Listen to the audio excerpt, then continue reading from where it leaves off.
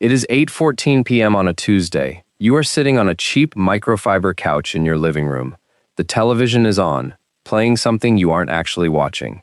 The only real light in the room is the blue glow of your laptop screen reflecting off your face. You are staring at a web page. It is a brokerage account. The interface is remarkably plain. There are no flashing lights, no trending ticker symbols, no gamified notifications telling you what people in your city are buying. There is just a blank field asking for a dollar amount, and a drop-down menu asking for a frequency. You type in the number, $1,500. You click the drop-down menu. You select monthly, first of the month. You link your routing number. You select a single, broad market index fund, a fund that buys a tiny, microscopic slice of every publicly traded company in the United States. You do not pick a sector. You do not pick a tech stock. You just buy the entire machine of the American economy. You move the cursor to the bottom right corner of the screen. You click Submit. A small green confirmation banner appears at the top of the page. It does not feel historic. There are no fireworks in your living room. Nobody calls to congratulate you. The television keeps playing. You close the laptop, carry your water glass to the kitchen sink, and go to bed. But this is the exact moment you alter the trajectory of your entire bloodline. You have just turned on the engine, and for the next 20 years you are going to learn that the hardest part of building massive wealth has absolutely nothing to do with numbers. The hardest part is the psychology of extreme, relentless boredom. This is year 3. It is a Saturday afternoon in mid-July. You are at a backyard barbecue hosted by a guy you went to college with. You are holding a plastic cup of beer, standing near the grill. A guy named Kevin is holding court.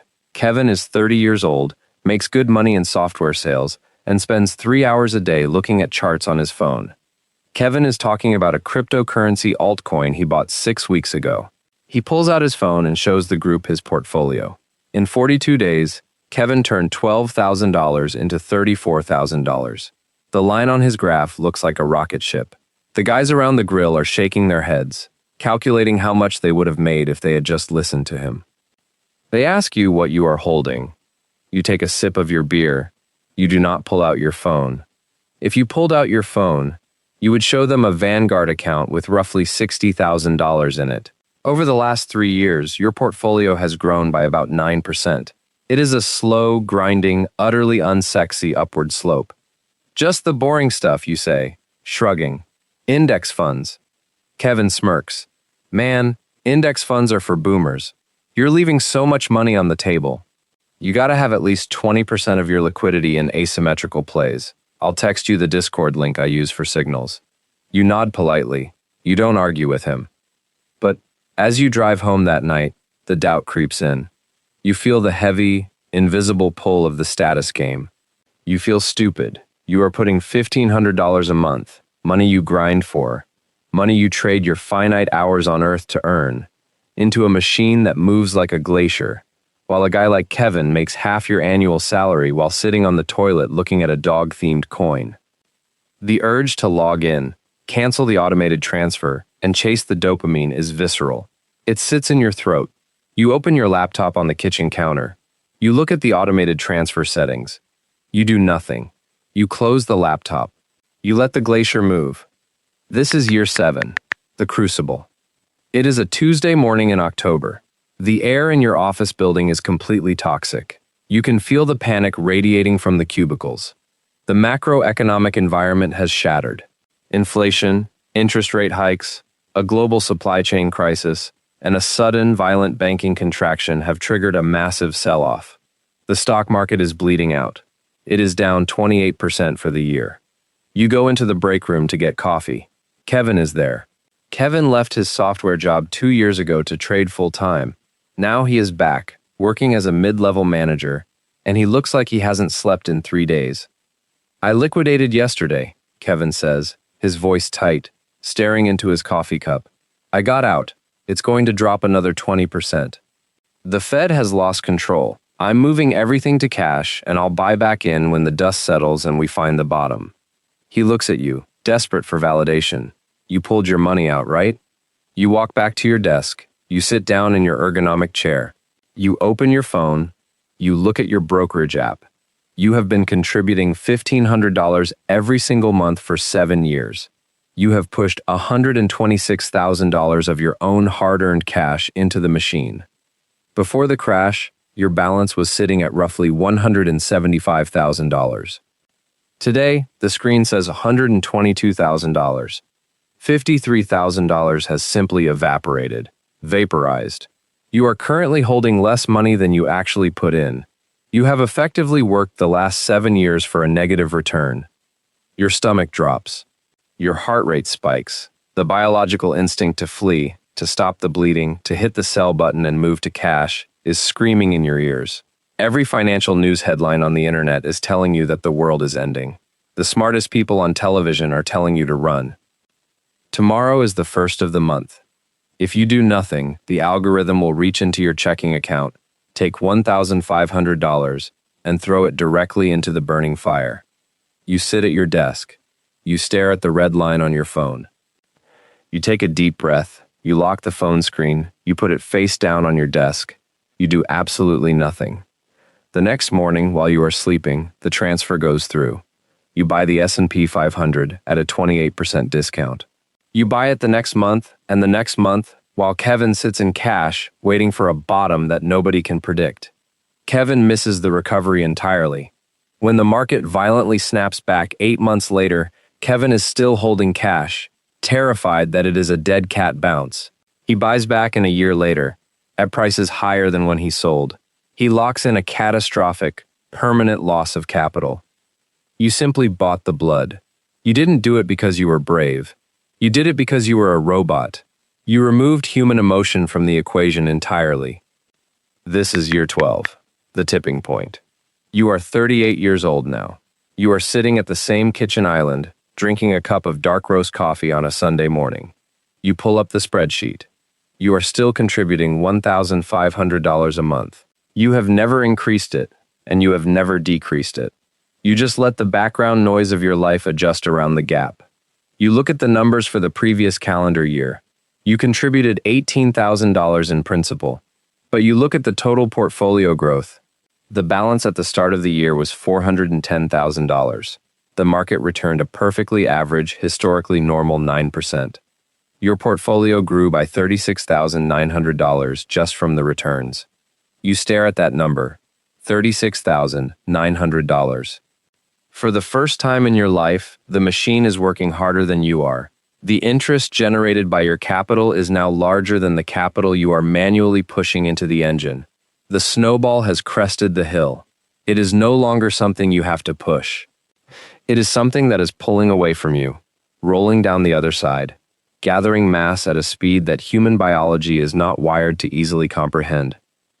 This is the moment the gravity of the world stops applying to you. Your boss sends a passive-aggressive email on a Friday night. You don't care. Your car needs a $2,000 transmission repair. It is a rounding error. You are walking through the world wrapped in an invisible, impenetrable layer of mathematical Kevlar. But the most bizarre part of year 12 is the profound silence. You have over $460,000 in liquid assets. You are wealthier than 90% of the people you walk past in the grocery store. But you do not own a luxury watch. You do not drive a leased Porsche. You have absolutely nothing to show for it on the outside. Kevin is now driving a Tesla. He posts on LinkedIn about the grind. He is perpetually stressed, perpetually pivoting to the next side hustle, always chasing the macro trend. He views you as a nice, safe, unambitious guy who settled for a mediocre life. You let him think that. You let everyone think that, because the secret is the best part. This is year 20, the final form. It is 8:14 p.m. on a Tuesday. It has been exactly 20 years, to the minute, since you sat on that cheap microfiber couch and typed a routing number into a blank web page. You are sitting on a different couch now. It is a nicer couch. It is in a house that is completely paid off. You open your laptop. The interface of the brokerage website has changed. It looks more modern now, but the ticker symbol is exactly the same. You log in. The screen loads. The number in bold, black font at the top of the screen is $1,148,320. You did not invent an app. You did not inherit a trust fund. You did not guess the top of a crypto cycle or flip real estate on leverage. You simply took $1,500 every 30 days and you bought the American economy. You bought it during pandemics. You bought it during elections. You bought it when the news said the sky was falling. And you bought it when the news said the party would never end. You were relentlessly, aggressively, mercilessly boring. You look at the seven-figure number. If you withdraw a highly conservative 3.5% of this portfolio every year, it will generate $40,000 in passive cash flow, indefinitely, without ever touching the principal. Combine that with your paid-off house, and you technically never have to trade another hour of your life for a paycheck again. You are 46 years old. You have bought the rest of your life in cash. Your phone buzzes on the coffee table. It is a text from Kevin. He is complaining about a new policy at his company. He is complaining that the CEO is forcing everyone back into the office 5 days a week. He is furious. He says he feels trapped. He is 46 years old, and he is asking you if you know anyone hiring at your firm.